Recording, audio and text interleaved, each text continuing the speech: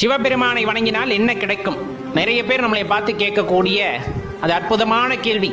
ஏன்னா எதற்காக பல பேர் கோயிலுக்கு போறாங்க அப்படின்னா அவங்களுக்கே தெரியல. போய் கடனை அடைத்து கொடு ஆண்டவான்னு வாங்கறது, நம்ம வாங்கிறது, அடைத்து கொடு அப்படின்னு கேட்கறது. அட அப்படித்தான் கேட்கறியே, கர்ம வினையை அடைக்கக்கூடிய வழியை கேட்கறியா? அதுவுமே கேட்கறது இல்லை. அதே போல பொருள் வேண்டும், சொத்து வேண்டும், நகை வேண்டும், ஆடம்பரமான வாழ்க்கை வேண்டும் என்று போய் கேட்கிறார்கள். அந்த வீடு பேர் இன்பம்னா என்னன்னே தெரியறதில்லை. அதனால இதெல்லாம் போய் கேட்கறவங்க நம்மளே பார்த்து கேட்கறது, சரி ரொம்ப காலமா சிவபெருமான வழிபடுறியே, அவர் உனக்கு என்ன கொடுத்தார் அப்படின்னு கேட்கறது. ஐயா நல்லா தெரிஞ்சுக்குங்க ஐயா, என்ன கொடுத்தாருன்னா அப்பா அம்மா இந்த உடலுக்கு வைத்த பெயரை மறக்க செய்து ஏகாந்த நிலையில் இருக்க செய்தார்.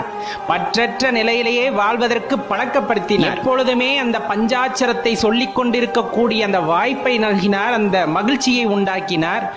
எந்த நேரத்திலும் அவரை நினைவை மறக்காத உள்ளத்தை கொடுத்தார். ரொம்ப முக்கியமான விஷயம். ஒரு